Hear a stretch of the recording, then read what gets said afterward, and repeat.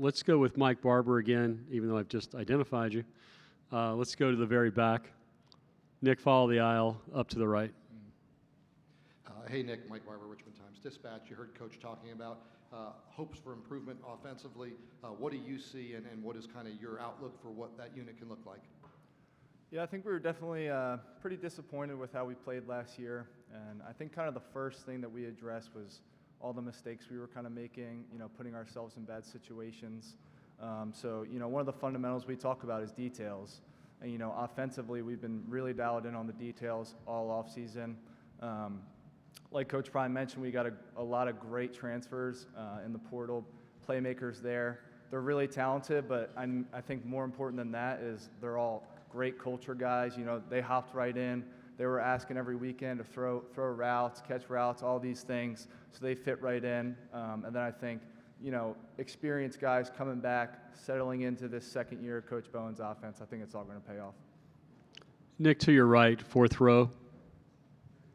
With Locked On ACC, Nick, we talked about the transfer portal, we've talked about Ali and all the weapons that are being bought in, but in terms of returners, you're the leading receiver of all the pass catchers on the team from last year. Has that kind of forced you into a leadership role and knowing what the culture at Virginia Tech is at a higher level, perhaps, than some of the transfers and whatnot? Have you kind of had to be forced into, or have you stepped into a leadership role because of that pretty much? Yeah, I wouldn't use the word force, but I would definitely say I stepped into it. Just being at Tech this would be my 5th season coming up, being able to bring those guys along, and then being in the second year of Coach Bowen's offense, I think, there are a couple of us, Caden Moore, Parker Clements, all these guys that can kind of really tell guys what we're looking for and the expectation we expect. Nick, to your left, first row. Dan Tortora, wakeupcalldt.com. You spoke about it, going into year number 5. You've seen so many different things over these, last few years with the Virginia Tech Hokies. What has Coach done culture-wise that you feel is going to take what we saw last season in the win-loss column and start to translate some of those things?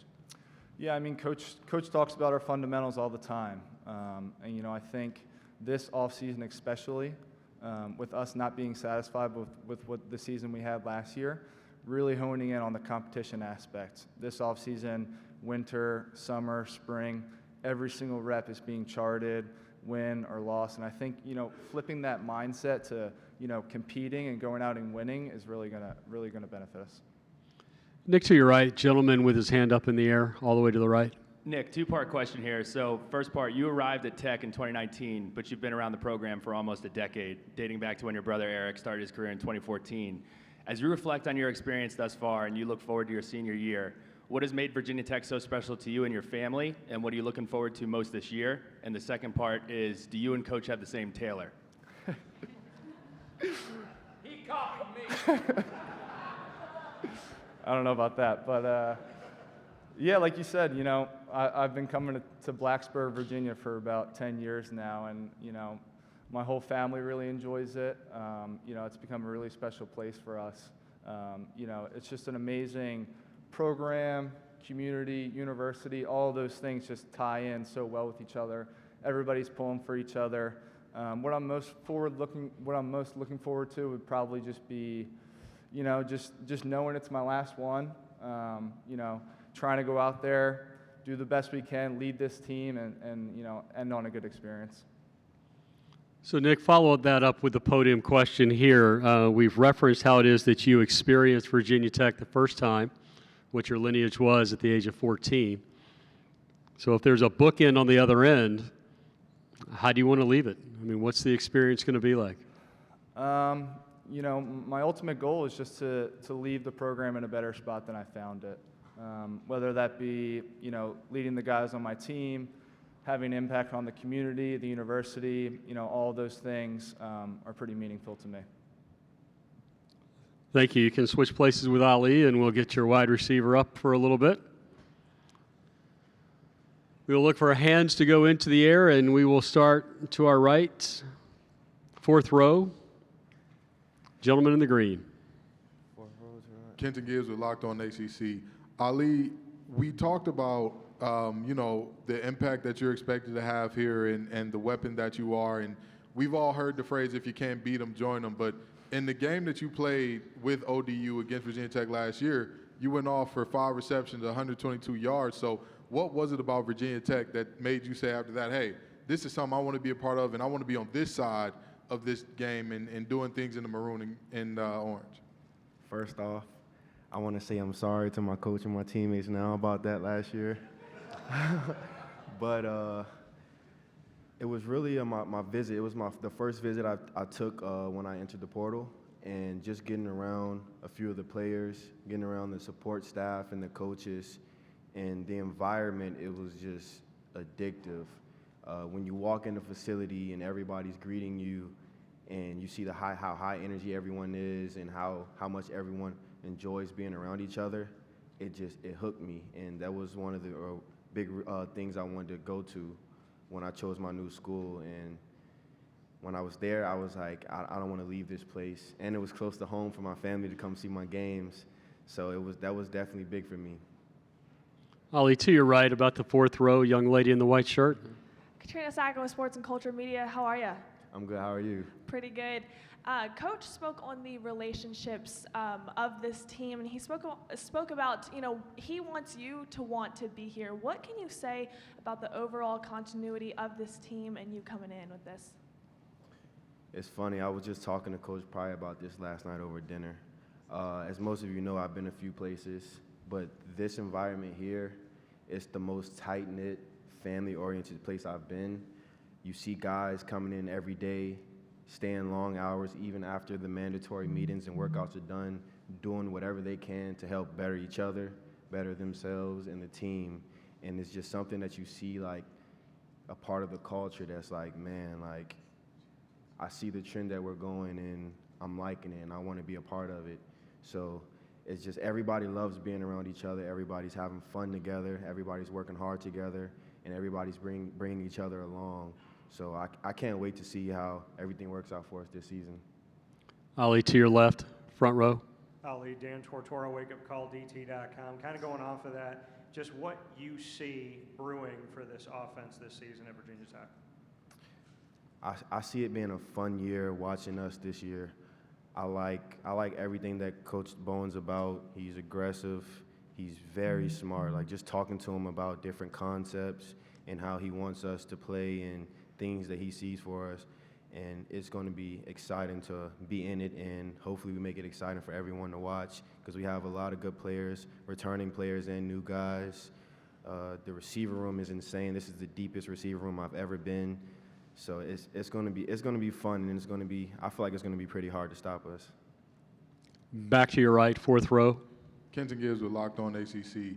You started off last season on an absolute tear. It wasn't just Virginia Tech, so I know you apologize to y'all, but you came through the first 5 games with nearly 700 yards and 6 touchdowns. And later on in the season, we know you were hobbled a little bit, and the injury bug kind of bit you at the end there. But how are you feeling now, and in terms of how to continue that going through all of next season? What does that look like? And the second part to that is there a significance to the number 0 for you? So for the first question, I am feeling amazing. I am 100% healthy. I'm as strong as I've ever been. I'm the fastest I've ever been. Just as hard work put in this offseason. First, for coming in, rehabilitating, and then getting implemented into the workouts and just going hard every day. I had my teammates pushing me. I had my coaches pushing me, and the training room. I thank you to all my trainers that helped me rehabilitate and get back to where I was before I got injured. Now it's time for me to take it to another level and help bring my team along, and the receiver room especially. And I'm excited about it because this is going to be a good year for us. And what was your second question again? Does the number 0 have a significance for you? So the number 0, I'm kind of making it a significant thing for me. I got it 2.5 years ago, my first year at Old Dominion, and I've always wore number 13. I always wore double digits, and I just wanted to, leaving West Virginia and going to ODU, it was supposed to be like a restart for me, like just a full reset without any like anything on my mind, just going in, resetting, and just starting my career over. And every time you count, you start at 0. So I'm just taking that along with me. Ali, last question for the podium. You grew up a Hokie fan. Have you taken yourself to the first game yet, and what it's going to be like coming out underneath Inner Sandman? So yes, I did grow up a Hokie fan. My entire family, we used to come to the games. We had friends and family members that played for the Hokies, and I can't wait for the first game to run out that tunnel with my teammates and my coaches and actually get that feeling of a night game. Our first game was a night game. I'm excited about that. And just running out that tunnel, hearing Enter the Sandman and seeing all of our fans there in a packed out stadium ready to go after putting in a year's long worth of hard work and going to show off what we've done and how we've bettered this team. Thank you. You can switch places with the old man. Josh, you're up. 5 years now Josh has been with the program. Got about 5 minutes with him as he brings the lunch pail up. Questions for Josh. We'll start with Mike in the very back. So follow the middle aisle all the way up and then to the right. Hey Josh, Mike Barber, Richmond Times-Dispatch. What can you tell me about your outlook for the defense, where the unit is strong, and maybe where there are some questions that still need to be addressed? Just like Coach Price said, very fast, very powerful, very elusive. We are obviously disappointed on our performance as a team last year. So one way to really get back to how Virginia Tech was to be fast, elusive, and powerful. So that's something that we are ready for and for everybody to expect from us. To your right, gentleman with his hand in the air. Believe. What's going on? We had a couple of questions about NIL, but I want to talk about you making a difference in the community. You had an opportunity this offseason to impact the Southwest Virginia through Hokie Way with the Life Ring support, the Hokie Way and Life Ring to support pediatric cancer and the Boys and Girls Club in the Eastmont Community Foundation. How has that impacted you, and what really led you to pursue something like that? Oh man, just to hear about it and the thought of it blew my mind. You know, my aunt's mom, I call her Grandma Yvonne, she passed away from lung cancer. So just to hear what the Life Ring Foundation was doing and the NILs that's all involved with it, I had it was a no-brainer to hop on, you know.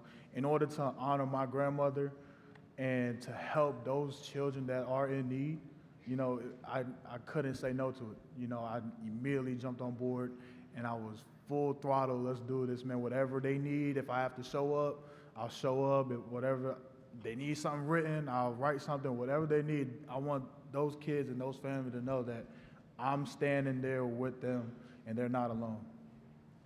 Josh, to your left, first row.